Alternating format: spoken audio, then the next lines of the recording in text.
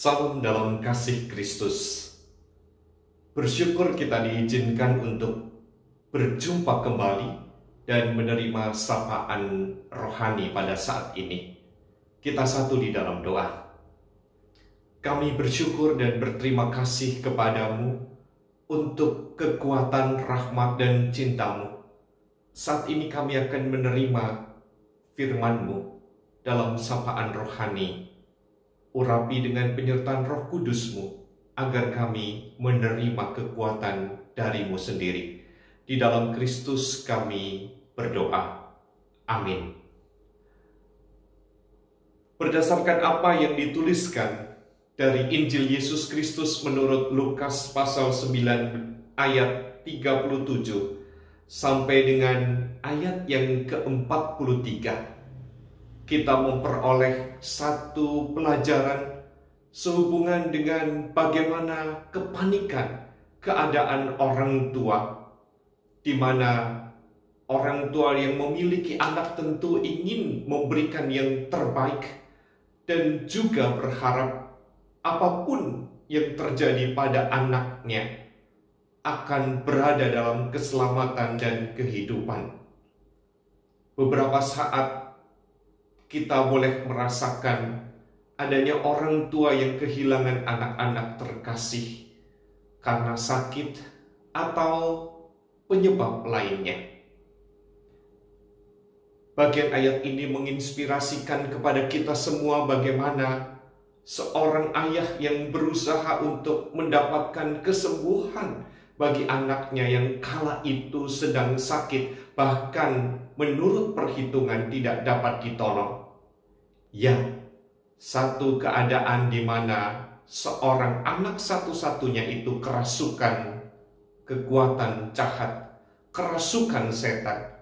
Dan sang ayah telah berusaha dengan berbagai macam cara, bahkan meminta pertolongan kepada murid-murid Yesus. Namun, tidak ada kesembuhan. Tepat pada saat Yesus turun dari gunung setelah dimuliakan, Yesus menghadapi pergumulan yang tidak mudah bagi seorang ayah. Saat itu seolah Yesus menolak, namun Yesus segera memberikan pertolongan. Kita perhatikan dari apa yang ditegaskan oleh Yesus. Bawa anakmu kemari.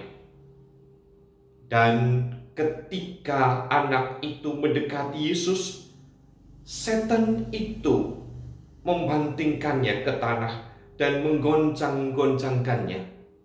Tetapi Yesus menegur roh jahat itu dengan keras dan menyembuhkan anak itu, lalu mengembalikannya kepada ayahnya.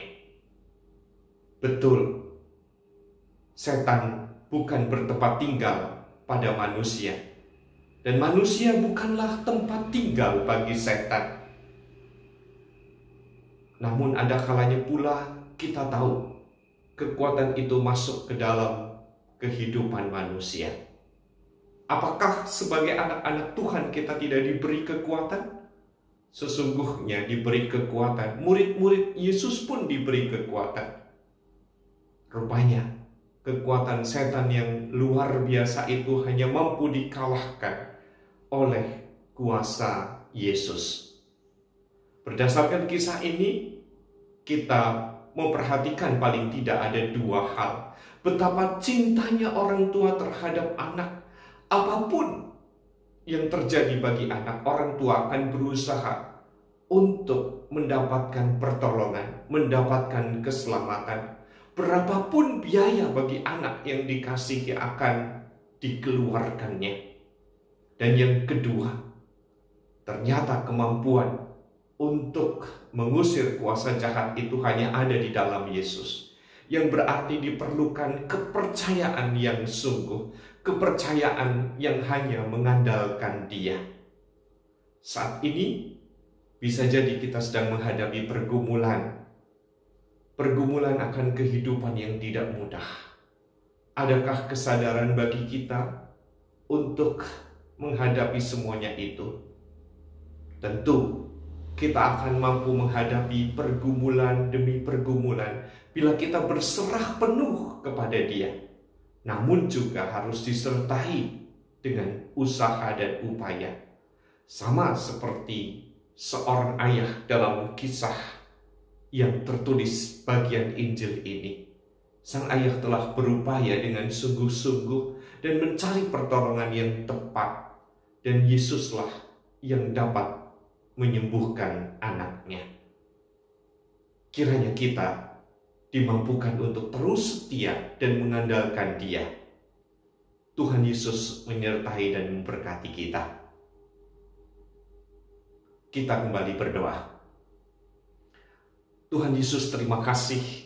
Engkaulah satu-satunya sumber dan andalan dalam hidup kami. Kami ingin agar hidup kami sepenuhnya di dalam tangan-Mu. Dan biarlah kami mengandalkan Engkau sebagai penolong satu-satunya. Namun juga mampukan kami untuk berusaha dan berupaya. Karena Engkau berkarya melalui masa dan zamannya.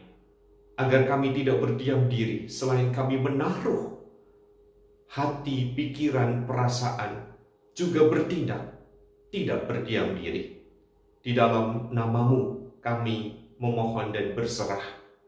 Amin.